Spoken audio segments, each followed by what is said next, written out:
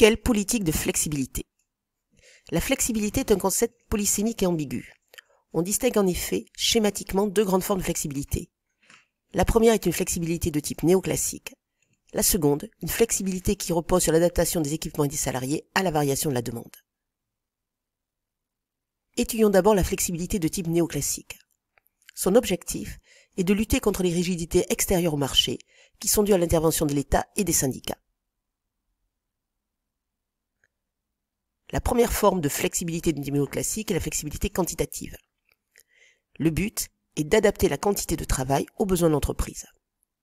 Elle peut être externe. Elle s'obtient alors par la faiblesse des contrats juridiques qui régissent le contrat de travail, et en particulier celles qui règlent les décisions de licenciement. Cette adaptation de la quantité de travail aux besoins de l'entreprise peut aussi s'opérer par une flexibilité quantitative interne, soit par la flexibilité de ton travail, soit par la mobilité des salariés à l'intérieur des firmes de même groupe.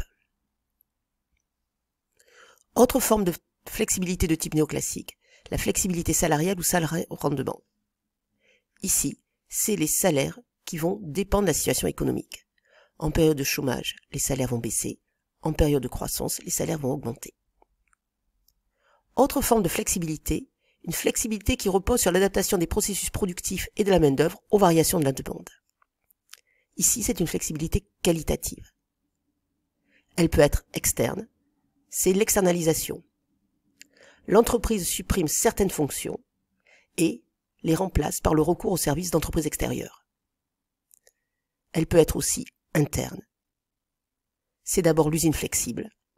Ici, c'est l'organisation productive qui s'adapte à l'évolution des marchés. C'est aussi l'ouvrier proudhonien. C'est la polyvalence.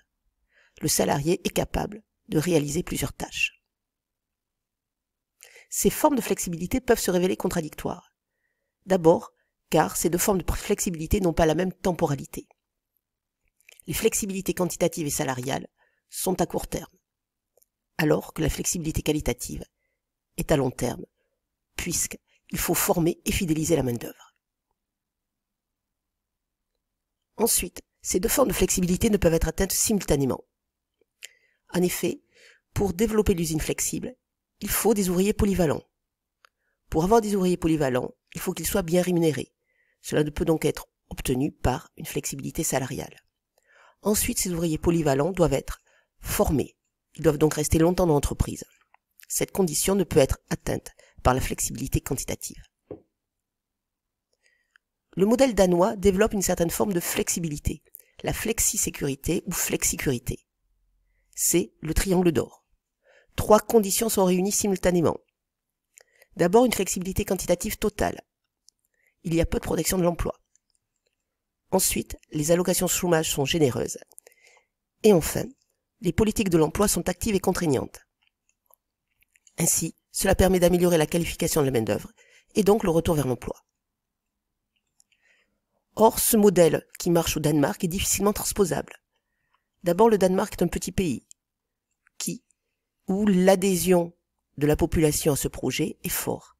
Ensuite, le coût financier est important.